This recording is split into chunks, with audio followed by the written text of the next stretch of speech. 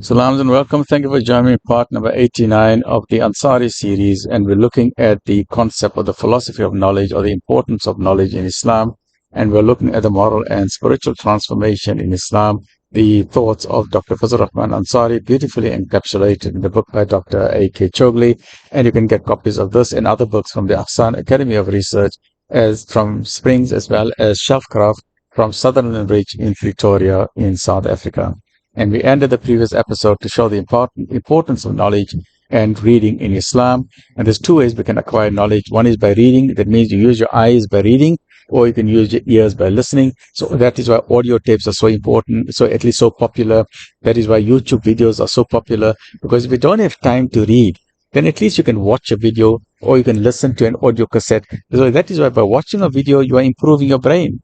By listening to something, you are improving your brain. And many times in today's world, either you don't have the money to go to a seminar or you don't have a time to go to the seminar, right? So if you don't have a time, then you just watch YouTube videos or TikTok videos, or you listen to audio tapes. When you're sitting in your car and you're driving, you're going from one, you're taking, say it's a 10-hour trip.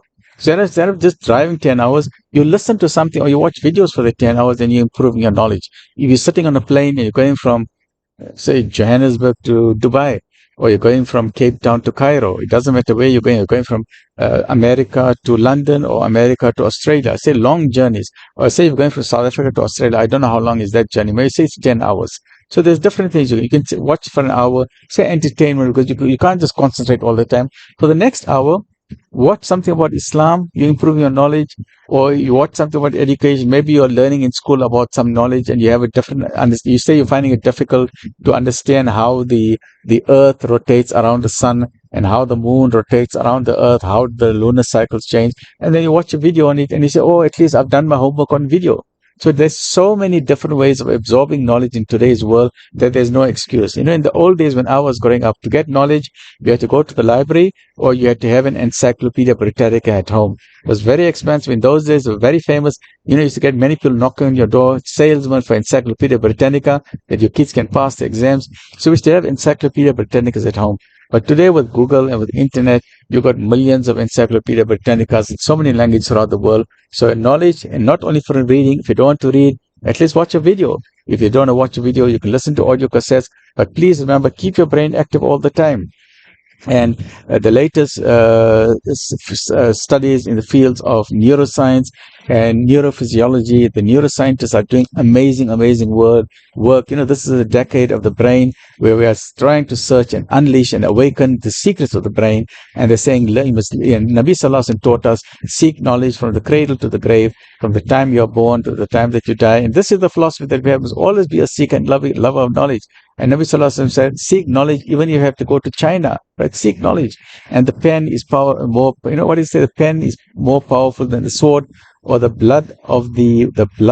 ink of the scholar is more weightier than the blood of the martyr, something like that. So it just shows the importance of knowledge and scholarly work, right? So let's see in chapter number 96, the first 5 verses, which says, read, Iqra, read, in the name of your Lord who created man from a clot.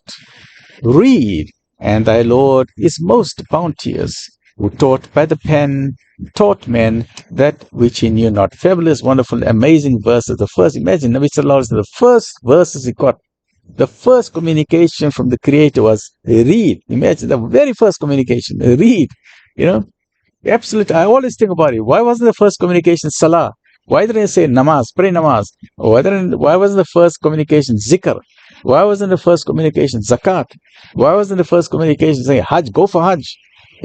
But the first command is read. Because if you read, education, if you have any problem in society, the solution to that problem is education and knowledge. That's the bottom line. Education and knowledge solves problems, right? So these are 5 short verses, the ayat, which form the content of the message revealed to the Prophet Sallallahu Alaihi Wasallam by the Creator Supreme, Allah Subhanahu Wa Ta'ala, most gracious, most merciful.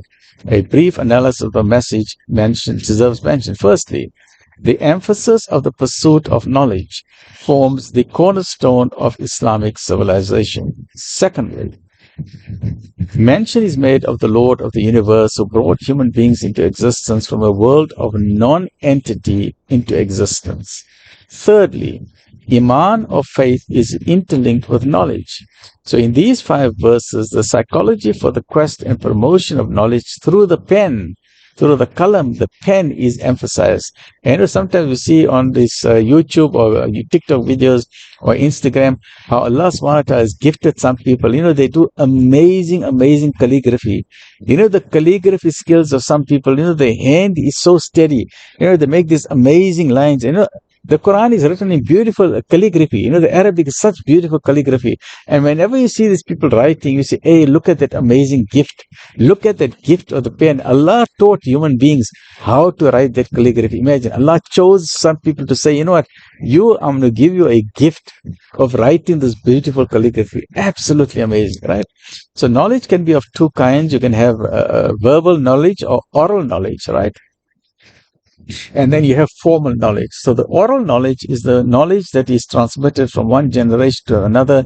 That is when you're sitting with your grandmother or your grandfather and they're giving you the akani or the stories of the old days, and they're telling you the culture or the manners of your household and the culture of your people. So that is the oral knowledge, verbal knowledge from your grandparents or your parents to the children, or from one society to another, one culture to another. That is the oral knowledge. And the second form of knowledge is formal knowledge. That's where you go to an institution, you go to school, you go to university, you go to a college, or you go to a seminar, or you buy a textbook, and that is where you get a formal knowledge. So again, these Quranic verses unambiguously, without a shadow of a doubt, promote the institutionalized pursuit of knowledge. That means formal knowledge, very important, crystal precision knowledge. Hence, there is no room for folklore or hearsay in Islam. You can't just spread knowledge which you hear what people are just talking about. That is knowledge, but it's very shallow knowledge. Whereas Islam says you must go for the higher knowledge, the better knowledge, and the best knowledge is the knowledge of the Quran. Right? Then we have Quran and Sunnah, the Hadith, the authentic Hadith, all of that absolutely magnificently important. So institutional knowledge, formal knowledge is very important. That means what our children are learning at school, whether it's secular or religious, it's very important because that is formal knowledge. They are developing the brain, and the latest neuroscience studies show that please, you must educate your child, and if you teach them maths and science, their brain is growing so well, they are becoming intelligent people, and today's challenge is facing humanity. When we are teaching our children mathematics and physics and chemistry, we are developing their brains. It's not that they are learning physics. You must please, and I'm appealing to our ulama, please don't have the misunderstanding. When a child is learning mathematics or physics, it doesn't mean he's just learning mathematics or physics. Studies have shown that when a child is learning mathematics and physics, it's opening other parts of the brain. It's unlocking other parts of the brain. So this child has the ability of solving complex problems in society. He can then sit with the ulama. If there's a problem facing the ulama, this child with his physics and mathematics, he is using how to solve complex mathematical problems, and he is using that gift of those formula of how to solve society's problems. So if you have an ulama or an alim who is supposed to be a leader of society, and he is faced with challenges in society, then that ulama, if he studies physics and mathematics, he will be in a better position to solve problems of society.